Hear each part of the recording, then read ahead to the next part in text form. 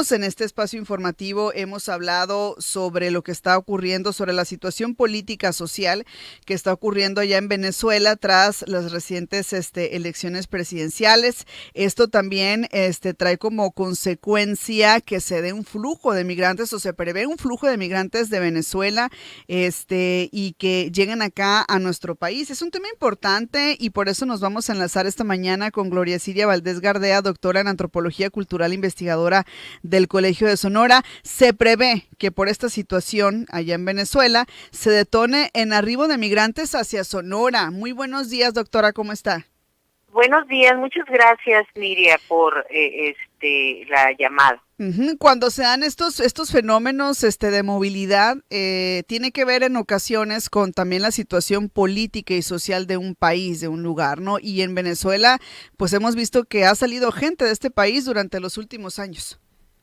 Así es, mira, Nidia, es muy importante como parte de la información a las audiencias dar el contexto más amplio, ¿verdad? No Sí. quedarnos en el momento histórico de estas pasadas elecciones en Venezuela, sino contextualizar política, social, culturalmente, que las movilización de personas en todo el mundo obedece a causas políticas, sociales, culturales, de medio ambiente, de cambio climático, de guerras, incluso son consecuencias de procesos de colonización.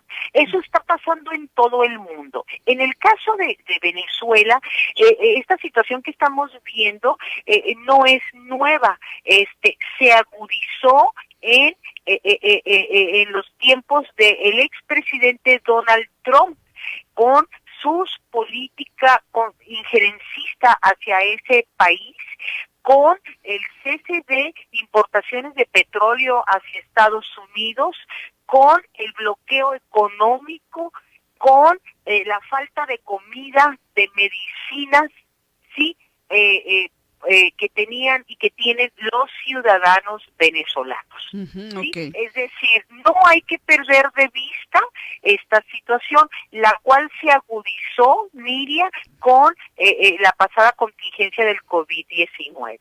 Entonces, es muy importante contextualizarlo. Ahora, ¿qué podemos esperar en el caso de nuestro país, México? Bueno, sí. En el caso de toda Latinoamérica, déjame decirte que hay 7.7 millones de personas de Venezuela que han migrado hacia Latinoamérica y el Caribe principalmente.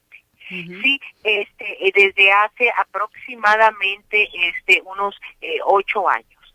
También tenemos que el país receptor más ¿qué más recibe? Por la frontera, porque es frontera con ellos, es Colombia, con 2.y pico personas, 2.8 millones de personas de Venezuela que están ahí en Colombia, ¿verdad?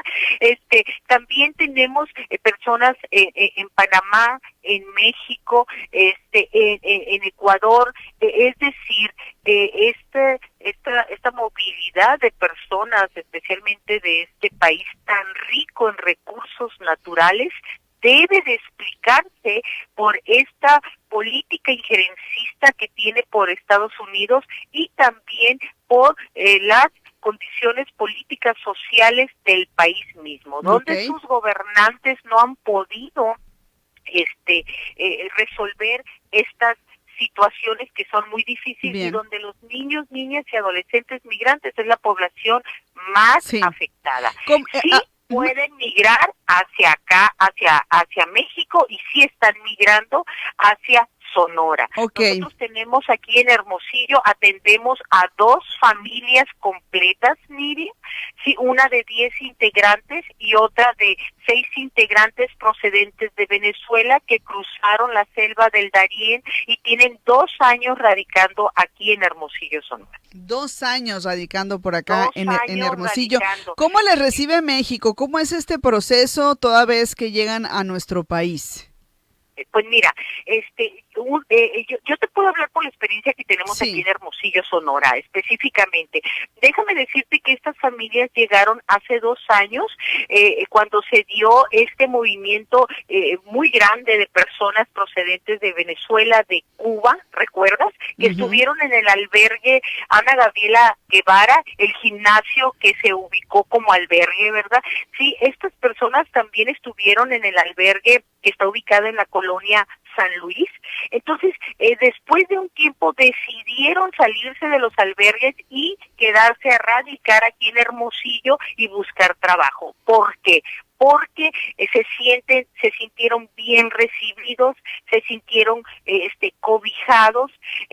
Cabe decir que siempre con el miedo, la inquietud o la incertidumbre que las policías locales los interceptaran, les sacaran algún tipo de dinero, etcétera, etcétera, que sí ha pasado. Incluso integrantes de una de las familias ya tiene residencia para estar aquí en Hermosillo y otro ya tiene permiso para estar aquí en Hermosillo y aún así les siguen quitando dinero cuando alguna policía local los detiene, ya sea en el camión, ya sea porque están viajando a comunidades cercanas aquí, etcétera. En el caso de la familia de 10 integrantes, déjame decirte que son 6 niños y 4 adultos, los 4 adultos, 3 adultos trabajando, un adulto haciéndose cargo de los niños. Sí, y estos niños han sido unos excelentes estudiantes. Tuvimos la oportunidad de acompañarlos en la gestión de ingresar a la escuela, estar en kinder, primaria, secundaria y preparatoria, Nidia. Y tienen la posibilidad de solicitar refugio para quedarse aquí en Hermosillo y lo están pensando. Pero también te comento que 6 de los integrantes de esta familia de 10 ya recibió su cita CBP-1 hacia para irse a Estados Unidos y van a la cita la tienen en El Paso, Texas, Ciudad Juárez, El Paso, Texas, ¿verdad? Entonces, ¿qué pasa con estas personas de Venezuela que ya están aquí en Hermosillo y que tienen su cita? Pues empiezan a hacer los arreglos para irse hasta El Paso, hasta Ciudad Juárez, El Paso, Texas, y también empieza la incertidumbre que si aún teniendo los papeles que establece que tienen esas citas CBP-1 por acuerdo internacional, vayan a ser detenidos en su trayecto en camión rumbo a Ciudad Juárez, Chihuahua. Entonces, es difícil la situación. Si tú me dices, es difícil en términos de el tipo de elementos del INM o el tipo de elementos de la Guardia Nacional con que se llegaran a topar. Así es que sí necesitamos desarrollar una estrategia integral, transversal, para que las personas que decidan quedarse aquí en Hermosillo, procedente de cualquier país, no solo de Venezuela, tengan y se les cumpla sus garantías de respeto de derechos humanos. Sí se prevén. Y sí se prevé entonces que lleguen más personas procedentes de Venezuela y otros países a Sonora, a Nogales, a Hermosillo.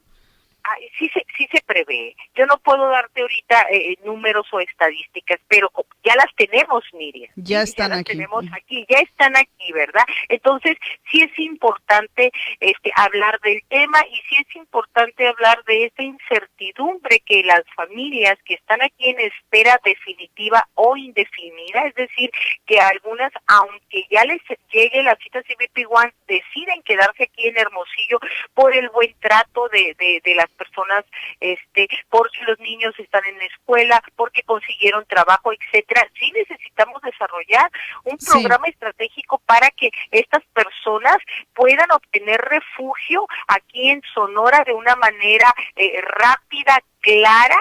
Sí, también que se pueda transversalizar con su derecho a estar a movilizarse al interior o a las ciudades aledañas, también puedan sacar tarjetas en los bancos, puedan obtener identificación, etcétera, etcétera. Es lo que esta familia se enfrenta ahora que se vaya a su cita a Ciudad Juárez, El Paso, Texas, Nidia.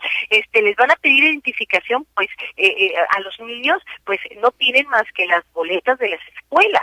¿verdad? Así Les van a es. pedir identificación, quizás a ellos pues van a tener la identificación que traen desde Venezuela. Entonces sí exhorto a las autoridades que nos escuchan a que apoyen a estas familias o personas que ya teniendo su cita CBP One deberían de transitar libremente a través del camión o de carro, etcétera, hacia su cita sin ser molestados. Nosotros vamos a estar monitoreando a esta familia que sale este fin de semana para cualquier situación que se presente. Pero esta familia tiene derecho a estar en tránsito rumbo a su cita con el CBP One. Así es. ¿Y qué le han expresado? Bueno, ya aprovechando que el contexto de que tiene esta posibilidad de vivir de cerca, pues el tema de estas dos familias procedentes de Venezuela, una vez que llegaron a Sonora, a Hermosillo, ¿qué les han comentado en torno también a la vida en México y Venezuela, las diferencias,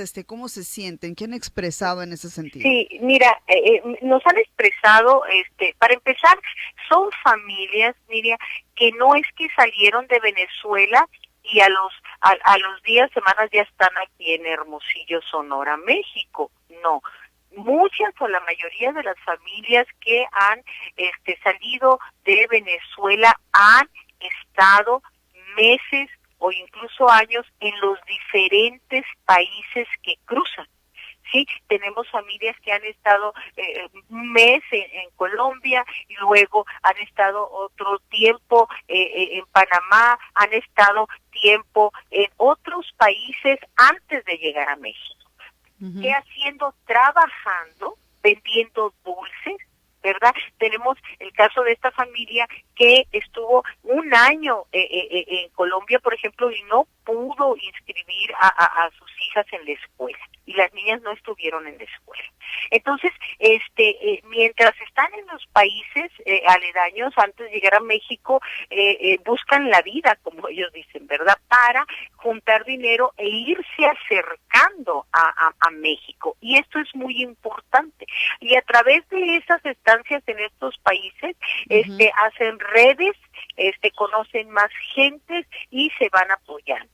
Ya aquí en México comentan que es uno de los países que ciertamente los han recibido muy bien la gente local, por ejemplo, cuando llegaron a Chiapas, cuando han estado en la Ciudad de México y luego cuando ya están acá en Sonora, mucha gente los recibe de manera muy buena, ¿verdad?, apoyando. Han estado en albergues de la sociedad civil muy buenos, donde reciben cobijo y etcétera, y han tenido la oportunidad de salirse y rentar y trabajar. La principal queja, Niria, son de las policías locales, ¿sí?, aquí en la ciudad de Hermosillo. La policía local, es decir, las de la municipal, pues. La municipal es la principal queja.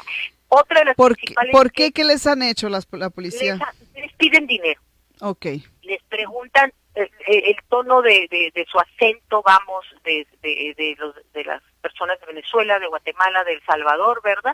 Les piden dinero para dejarlos ir, les piden identificación, y aún enseñando, porque tenemos este caso de este joven, aún enseñando su permiso para estar aquí en México, son molestados, pues, que era lo que decía ahorita. De todas maneras son molestados. También una de las principales dificultades es la no venta de boletos de camión para trasladarse a municipios cercanos, especialmente por la empresa Tufesa. Sí, a quien hago un exhorto a las autoridades y especialmente a los empresarios que dirigen esta empresa de autobuses Tufesa. Ningún interés privado debe de estar por encima de los derechos humanos que tienen las personas de adquirir un boleto. Sobre todo, ningún interés privado debe estar por encima del interés superior de los niños, niñas y adolescentes de desplazarse con mamá y papá. Entonces, la empresa Tufesa no tiene autorización de vender boletos a las personas extranjeras, aunque traigan cita CBP One, aunque traigan entonces el llamado ahí, permiso. Pues, ¿no? Exactamente. Muy bien. Entonces tienen que irse a otras empresas. Muy bien, muchísimas gracias, doctora, por esta entrevista para ampliarnos más este panorama. Gracias a la doctora Gloria Siria Valdés Gardea, antropóloga cultural, investigadora del Colegio de Sonora. Nos vamos a mensajes, 8 en punto, regresamos.